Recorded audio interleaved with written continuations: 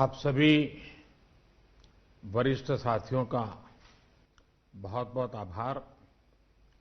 इस चर्चा में आपने जो विचार व्यक्त किए, जो सुझाव दिए, मैं समझता हूं ये बहुत ही महत्वपूर्ण है। वैक्सीन को लेकर जो विश्वास इस चर्चा में नजर आया है, वो कोरोना के खिलाफ देश की लड़ाई को और मजबूत करेगा। यहां जो प्रेजेंटेशन हुआ, उसमें भी विस्तार से ये बताया गया कि कितने दिनों से ये प्रयास चल रहे हैं, क्या क्या चल रहे हैं, अब कहां पहुंचे हैं और किस मजबूती से हम आगे बढ़ रहे हैं। साथियों, इस बारे में बीते दिनों में मेरी सभी राज्यों के मुख्यमंत्रियों से भी लंबी बात हुई थी। टीकाकरण को लेकर राज्य सरकारों के अनेक सुझाव भी मिले थे। कुछ दिन पहले मेरी मेड इन इंडिया वैक्सीन बनाने का जो प्रयास कर रही वैज्ञानिक टीमें हैं, काफी देर तक उनसे बहुत ही सार्थक मेरी बातचीत हुई है। वैज्ञानिकों से भी मिलने का मौका मिला है और भारत के वैज्ञानिक अपनी सफलता को लेकर बहुत ही आश्वस्त हैं। उनका कॉन्फिडेंस लेवल बहुत ही मजबूत है जी। अभी अन्य देशों की कई वैक्सीनों के नाम बाजार में हम सब सुन रहे हैं, लेकिन फिर भी दुनिया की नजर कम कीमत वाली सबसे सुरक्षित वैक्सीन पर है और इस वजह से स्वाभाविक है पूरी दुनिया की नजर भारत पर भी है।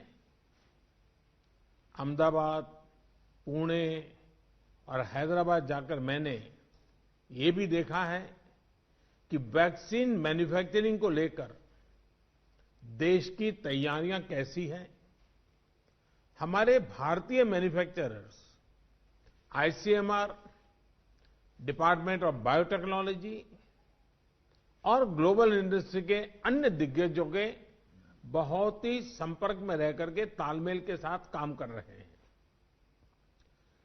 आप एक तरह से मानकर चलिए कि सभी कमर कस के तैयार बैठे हैं। करीब करीब 8 ऐसी संभावित वैक्सीन है जो ट्रायल के अलग अलग चरण में और जिनकी मैन्युफैक्चरिंग भारत में ही होनी है। जैसा यहां चर्चा में भी बात आई, भारत की अपनी 3 अलग अलग वैक्सीन का ट्रायल अलग अलग चरणों में है। एक्सपर्ट्स ये मानकर चल रहे हैं कि अब कोरोना की वैक्सीन के लिए बहुत ज्यादा इंतजार नहीं करना पड़ेगा। माना जा रहा है कि अगले कुछ हफ्तों में कोरोना की वैक्सीन तैयार हो जाएगी। जैसे ही वैज्ञानिकों की हरी झंडी मिलेगी, भारत में टीकाकरण अभियान शुरू कर दिया जाएगा। टीकाकरण के पहले चरण में किसे वैक्सीन लगेगी, इसे लेकर भी केंद्र सरकार राज्य सरकारों से मिले सुझावों के आधार पर काम कर रही है। इसमें प्राथमिकता कोरोना के मरीजों के इलाज में जुटे health care workers, frontline workers और जो पहले से गंभीर बीमारियों से जूझ रहे हैं, वैसे बुजुर्ग लोगों को दी जाएगी। साथियों, वैक्सीन के डिस्ट्रीब्यूशन को लेकर भी केंद्र और राज्य सरकार की टीमें मिलकर के काम कर रही हैं। भारत के पास वैक्सीन डिस्ट्रीब्यूशन एक्सपर्टाइज और कैपेसिटी भी है। दुनिया के अन्य देशों के मुकाबले इस क्षेत्र में हम बहुत बेहतर हैं। हमारे पास टीकाकरण के लिए दुनिया का बहुत बड़ा और अनुभवी नेटवर्क भी मौजूद है। इसका पूरा लाभ उठाया जाएगा। जो कुछ अतिरिक्त कोल्ड चेन इक्विपमेंट, अन्य लॉजिस्टिक की जरूरत पड़ेगी, राज्य सरकारों की मदद से उसका भी आकलन हो रहा है। कोल्ड चेन को और मजबूत करने के लिए भी साथ ही साथ अनेक नए प्रकल्प भी चल रहे हैं, कई और नए प्रयास भी चल रहे हैं।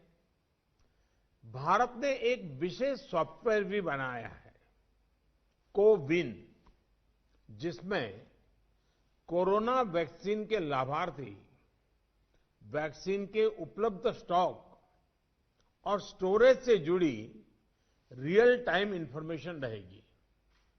भारत में कोरोना वैक्सीन की रिसर्च से जुड़े दायित्व के लिए विशेष टास्क फोर्स का गठन किया गया था और वैक्सीन से जुड़े अभियान का दायित्व नेशनल एक्सपर्ट ग्रुप को दिया गया है।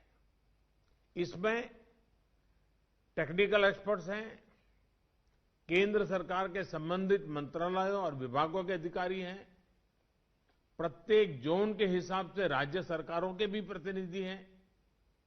ये नेशनल एक्सपर्ट ग्रुप राज्य सरकारों के साथ मिलकर के काम कर रहा है। राष्ट्रीय और स्थानीय हर जरूरत के मुताबिक फैसले नेशनल एक्सपर्ट ग्रुप द्वारा सामूहिक तौर पर लिए जाएंगे।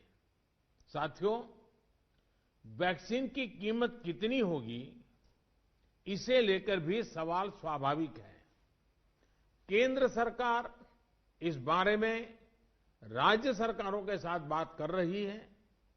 वैक्सीन की कीमत को लेकर फैसला जन स्वास्थ्य को सर्वोच्च प्राथमिकता देते हुए किया जाएगा और राज्य सरकारों की इसमें पूरी सहभागिता होगी।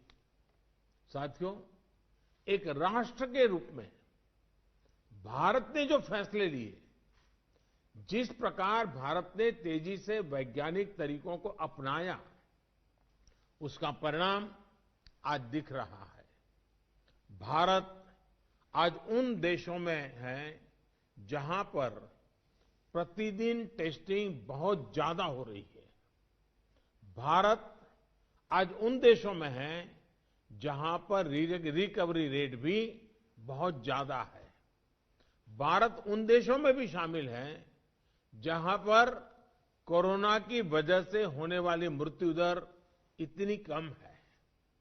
भारत ने जिस तरह कोरोना के खिलाफ लड़ाई को लड़ा है, वो प्रत्येक देशवासी की अदम्य इच्छा शक्ति को दिखाता है। विकसित देशों, अच्छे मेडिकल इंफ्रास्ट्रक्चर वाले देशों की तुलना में भी भारत ने इस लड़ाई को कहीं बेहतर तरीके से लड़ा है और अपने ज्यादा से ज्यादा नागरिकों की जान बचाई है। हम भारतीयों का संयम, हम भारतीयों का साहस, हम भारतीयों का सामर्थ्य इस पूरी लड़ाई के दौरान अतुलनीय रहा है, अभूतपूर्व रहा है। हमने सिर्फ अपने ही नागरिकों की चिंता नहीं की, बल्कि हमारे देशों के नागरिकों को भी बचाने का हर प्रयास, अन्य देशों के साथ मदद करने का भी काम, हर संभव प्रयास किया गया। साथियों, फरवरी मार्च की आशंकाओं भरे, डर भरे माहौल से लेकर आज दिसंबर के विश्वास और उम्मीदों भरे वातावरण के बीच भारत ने बहुत लंबी यात्रा तय की है। अब जब हम वैक्सीन के मुहाने पर खड़े हैं, तो वही जनभागीदारी, वही साइंटिफिक अप्रोच, वही सहयोग आगे भी बहुत जरूरी है। आप सभी अनुभवी साथियों के सुझाव भी समय समय पर भी इसमें प्रभावी भूमिका निभाएंगे। आप सभी जानते हैं कि जब भी इतना व्यापक टीकाकरण अभियान चलता है तो अनेक प्रकार की अफवाहें भी समाज में फैलाई जाती हैं। ये अफवाहें जनहित और राष्ट्रहित दोनों के विरुद्ध होती हैं। इसलिए हम सभी दलों का ये दायित्व है कि देश के नागरिकों को ज्यादा से ज्यादा जागरूक करें, उन्हें किसी भी अफवाह में बचाएं। इसके साथ ही हम जानते हैं दुनिया में जिस प्रकार से कर्व बदल रहा है और चित्र कहां से कहां जाएगा कोई कह नहीं सकता है। और ऐसे में हमारे जो प्रूवन रास्ते हैं, प्रूवन हथियार है, उसको हमने कभी भी छोड़ना नहीं है। और इसलिए 2 गज की दूरी और मास्क के प्रति भी हम लोगों को लगातार सतर्क करते रहना है।